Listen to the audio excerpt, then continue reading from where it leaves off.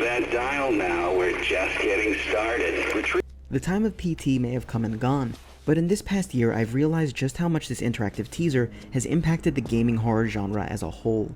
I'm not going to pretend to be some horror gaming buff. I mean, I can only play these games in bursts, and a simple flickering light in the background of a game sends me running in the complete opposite direction.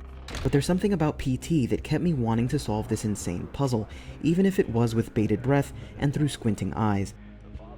For those of you who need a refresher, PT was an interactive demo produced by Hideo Kojima in conjunction with Guillermo del Toro. The game itself is simple, as the main character traverses the same space over and over, a single set of hallways which grow more and more nightmarish every time you walk through it. This is but one of the many moving parts that made this teaser so great. There are no zombies chasing you, no apparent threat other than a ghoul breathing over your shoulder, but instead a growing state of unease. By showing us the original state of this cursed home, and then slowly turning it into pure nightmare fuel, we get a growing sense that things are not how they should be, feeding on human fear of change and the unknown. In the background, players can hear a single news story repeating itself, describing the gruesome string of murders in the area, causing players to wonder just what that means for them. The combination of steadily escalating visual and audio cues set you more and more on edge. This is heightened by a few jump scares here and there that never feel cheap but instead feel earned. To be honest, there are points where your own shadow could scare you out of your seat, so these perfectly crafted and varied terrors only serve to bring the horror to new heights.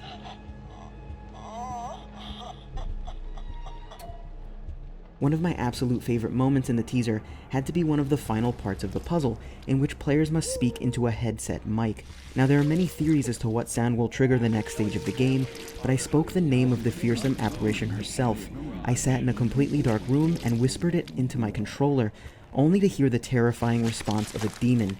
This made the hairs on the back of my neck stand up, and I'm actually getting goosebumps as I talk about it.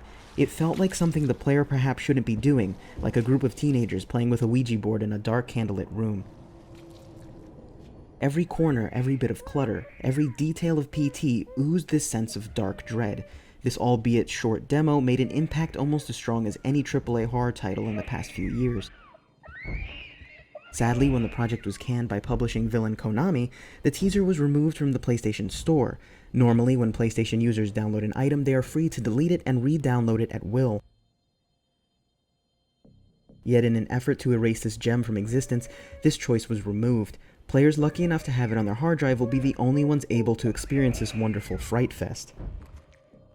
Teasers like that of Resident Evil 7 and Outlast 2 shown recently try to capture these feelings, but were ultimately met with mixed results. The horror genre is a delicate balance, creating overwhelming dread, but also immediate danger.